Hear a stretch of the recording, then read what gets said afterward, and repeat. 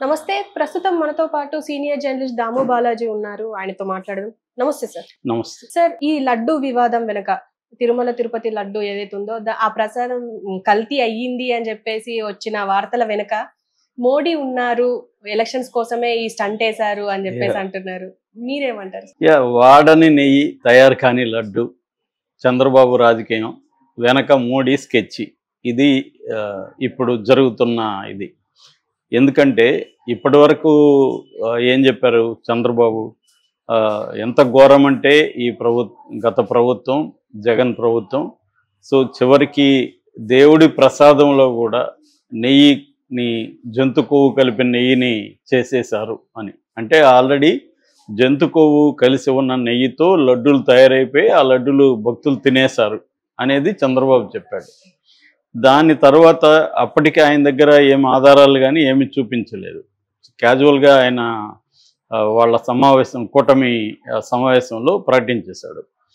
దాని తర్వాత ఒక NDDB report, national dairy development board వాళ్ళు కాఫ్ అని ఉంటుంది, ఆ సంస్థ ఇచ్చే రిపోర్టుని ప్రవేశపెట్టారు. అందులో ఏముంది, జూలై 12న శాంపుల్ తీసుకొని పంపించారు. జూలై 17th వాళ్ళకి శాంపుల్ అందింది. 23 వాళ్ళు రిపోర్ట్ ఇచ్చారు, ఈ NDDBకి సంబంధించిన కాఫ్ వాళ్ళు. అందులో ఫస్ట్ శ్యామలరావు కూడా ఏం చెప్పాడు, వెజిటబుల్ ఫ్యాట్ కలిసిందని చెప్పాడు. అప్పటికి యానిమల్ ఫ్యాట్ అనేది కూడా లేదు, దాంట్లో కూడా ఏం లేదు. తర్వాత దాన్ని సప్లై చేసిన AR Foods Tamil Nadu, AR Foods పేరు కూడా దాంట్లో ఏమీ లేదు. అంటే అది ఏఆర్ ఫుడ్ సప్లై చేసిన ట్యాంకర్లో నుంచి తీసుకున్న నెయ్యి కాదా అనేది కూడా దాంట్లో రిపోర్ట్లో లేదు. వాళ్ళు ఏఆర్ ఫుడ్స్ వాళ్ళు కూడా అదే ప్రకటించారు, అది మేము సప్లై చేసిన నెయ్యి అనేది ఏమీ లేదు అక్కడ, మాకు ప్రాపర్గా సర్టిఫికేట్స్ ఉన్నాయి, మేము కూడా NDDBకి పంపించాము, వాళ్ళ నుంచి మాకు క్లియరెన్స్ సర్టిఫికేట్ ఉంది అనేది వాళ్ళు కూడా ప్రకటించారు. సో ఇదంతా అయిపోయినాక నిన్న తీరిగ్గా శ్యామలరావు ఈవో, తిరుమల తిరుపతి దేవస్థానం ఈవో ప్రకటించింది ఏంది, అసలు ఆ నెయ్యి మేము వాడలేదు, ఆ నెయ్యి వెనక్కి పంపించేసాము. సో మొత్తం 4 ట్యాంకర్లు వస్తే అందులో 2 ట్యాంకర్లలో ఇది మాకు తెలిసింది, అందుకని మేము వెనక్కి పంపించేసాం, దాన్ని వాడలేదు అని చెప్తారు. మరి వాడనప్పుడు వెనక్కి పంపించడం అనేది రెగ్యులర్ ప్రాసెస్. జగన్ కూడా చెప్పాడు ఏమని, ఎవరీ గవర్నమెంట్లో కూడా కొంత నెయ్యి రిటర్న్ చేయడం అనేది ప్రాసెస్. ఎందుకంటే దీనికి ఒక రోబస్ట్ టెస్టింగ్ మెకానిజాన్ని తిరుమల తిరుపతి దేవస్థానం పెట్టారు. ప్రసాదంలో వాడే ప్రతి పదార్థాన్ని 3 అంచెలుగా టెస్టులు చేయకుండా దాంట్లో వాడరు. యాక్చువల్గా తిరుమల వరకు కూడా వెళ్ళదు. చాలామందికి తిరుమలకి తిరుపతికి తేడా తెలియదు. తిరుపతి వేరు, తిరుమల వేరు. తిరుమల అనేది కొండ, తిరుపతి అనేది కింద టౌన్. తిరుపతిలో గోడౌన్ ఉంటుంది. సో నెయ్యి గోడౌన్లోకి ఎంటర్ కాకముందే శాంపుల్ తీసుకుంటారు. 3 రకాల శాంపుల్ తీసుకొని, ఒకటి మాయిశ్చర్ ఉందా లేదా, దీంట్లో సరిపోయేంత మాయిశ్చర్ ఉందా లేదని ఒకటి చూస్తారు. 2 ఫారిన్ వెజిటబుల్ ఎలిమెంట్స్ ఏమన్నా ఉన్నాయా, అంటే వెజిటబుల్ కొవ్వు కానీ అవి ఏమన్నా ఉన్నాయా అనేది 2వ శాంపుల్. 3వది ఫారిన్ యానిమల్ ఎలిమెంట్స్ ఏమన్నా ఉన్నాయా అనేది 3వ శాంపుల్. ఈ 3 శాంపుల్స్లో ఓకే అయితేనే గోడౌన్లోకి అలా చేస్తారు, లేకపోతే గోడౌన్లోకే రాదు. ఇంక గోడౌన్లోకే రాంది తిరుమలకి ఎట్లా వస్తుంది, పైకే రాదు. సో ఇది బేసిక్గా. ఒకవేళ దీంట్లో ఏమన్నా డౌట్ కానీ ఈ టెస్ట్లలో ఫెయిల్ అయితే దాన్ని వెనక్కి పంపించేస్తారు ఆ ట్యాంకును. అలాగా 2013 నుంచి 19 వరకు 15 times అలాగా పంపించారు అనేది బయటకు వచ్చింది. అట్లాగే జగన్ ప్రభుత్వంలో 18 times, 5 yearsలో 18 times అలాగా వెనక్కి నెయ్యిని పంపించేశారు. ఎందుకంటే ఎంత క్వాలిటీ చెక్కులు చేసినా ఒక్కోసారి వచ్చే అవకాశం ఉంది. వాళ్ళు వాలంటరీగా కలపకపోవచ్చు. యానిమల్ నుంచి వచ్చేటప్పుడు యానిమల్ ఫ్యాట్ కూడా దాంట్లో మిక్స్ అయ్యే అవకాశం ఉంది, అందుకని క్వాలిటీ చెక్ చేస్తారు. ఇక్కడ చంద్రబాబు కానీ తెలుగుదేశం వీళ్ళంతా ఎలా చెప్తున్నారంటే, జగన్ ఏదో ప్లాన్డ్గా జంతువులకు కలిపి తినిపించండి రా హిందువులకి అన్నట్టుగా చేసా. ఇది బుద్ధి జ్ఞానం ఉండేవాడు ఎవడైనా నమ్ముతాడా? ఎందుకంటే ఇప్పుడు జగన్ ఒక క్రిస్టియన్ అయి ఉండొచ్చు, కానీ హిందూ మెజారిటీగా ఉన్న ఓటర్ల మనోభావాలతో అతను ఆడుకుంటే అతని కెరీర్కే లాస్ కదా. అంత ఉన్మాదమైన క్రిస్టియన్ అతను ఏమన్నా కాదు కదా. వాళ్ళ ఫ్యామిలీలో హిందూని క్రిస్టియానిటీని రెండింటిని ఫాలో అవుతూ ఉంటారు. ఎప్పటి నుంచో. అంత రెండోది మన దేశంలో ఎప్పుడు కూడా క్రిస్టియన్ ట్రెడిషన్ చూసుకుంటా కూడా ఉన్మాదమైన క్రిస్టియన్ మతాన్ని బ్రిటిష్ వాళ్ళ ముందేమన్నా ఉండొచ్చు కొంత, వాళ్ళు ఏంటంటే అది కూడా ఉన్మాదం అని చెప్పలేము. క్రిస్టియానిటీ పేరుతో వాళ్ళు ప్రాంతాలను ఆక్యుపై చేయడం అనేది కనబడుతుంది బ్రిటిష్. కానీ మన దేశంలో బ్రిటిష్ ముందు కూడా క్రిస్టియానిటీకి కన్వర్ట్ చేసిన వాళ్ళకి కూడా వాళ్ళ జీవితాలు హిందువుల్లో ఉన్న జీవితాల కంటే బెటర్గానే ఉన్నాయి. మన దానికి సంబంధించిన డీటెయిల్స్, స్టోరీస్ అన్నీ ఉన్నాయి. రోసాంబు క్లవ్ లాంటి వాళ్ళు ఒంగోలు దగ్గర అమెరికన్ తెలుగు బ్యాప్టిస్ట్ దీంట్లో చేర్చినప్పుడు కూడా మాదిగల మీద చెప్పులు కుడుతూ అని మనస్ ఫౌండేషన్ కూడా బుక్ వేస్తుంది. ఆ మాదిగల జీవితాలు హిందువుల్లో ఉన్న కంటే అప్పటికంటే కూడా క్రిస్టియానిటీలో చేరినాక వాళ్ళకి చాలా బెటర్ అయినాయి. ఎడ్యుకేషన్ కావచ్చు, వాళ్ళకి ఫుడ్ కావచ్చు, ఇవన్నీ. సో ఇది కేవలం మత కలహాలు క్రియేట్ చేసే విధంగా ఉంది తప్ప దీంట్లో వాంటెడ్లీ నెయ్యి యానిమల్ ఫ్యాట్ని ఎవడు కలపలేదు, కలిపే ఛాన్స్ లేదు. కలిపినా ఒకవేళ తెలిసిపోతుంది. ఎందుకంటే ఈ టెండర్ ప్రాసెస్ కూడా పారదర్శకంగా ఉంటుంది. అదేంటంటే ఈ ప్రొక్యూర్మెంట్ వెబ్సైట్ ఉంటుంది టీటీడీకి సంబంధించి. ఆ వెబ్సైట్ ద్వారా టెండర్స్ని పిలుస్తారు ఎవ్రీ 6 monthsకి. ఈ టెండర్స్ని వచ్చినప్పుడు వాళ్ళకి NABL అంటారు. NABL అంటే national accreditation board for labs. దీంట్లో సర్టిఫికేట్ ఉండాలి. అంటే వాళ్ళు అలా వీళ్ళు తయారు చేసే నెయ్యి ప్యూరే, దీంట్లో ఏమి అడల్టరేషన్ ఏమి లేదు అని సర్టిఫై చేస్తారు అక్రిడేషన్ వాళ్ళు. ఆ సర్టిఫికేట్ ఉంటేనే వీళ్ళు అప్లై చేసుకోవాలి.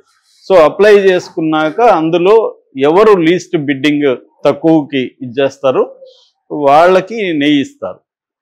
ఇప్పుడు చాలామంది ఇంకొక వాదన ఏం చేస్తున్నారంటే 320కి నెయ్యి లీటర్ ఎలా సప్లై చేస్తారు, మినిమం బయట మనం 1000 రూపాయలు పెట్టుకుంటున్నామని.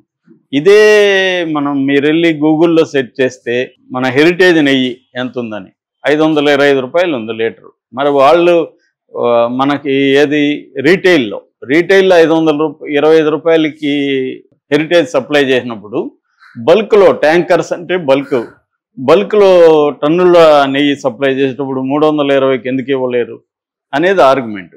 సో ఇవన్నీ ఏంటంటే మిస్ఇన్ఫర్మేషన్, డిస్ఇన్ఫర్మేషన్, కావాలనే తప్పుదారి పట్టించే విధంగా ఫేక్ ఇన్ఫర్మేషన్ క్రియేట్ చేసి వాడని నెయ్యి, తయారు కాని లడ్డు పెట్టుకొని రాజకీయం చేసినట్టు కనబడుతుంది.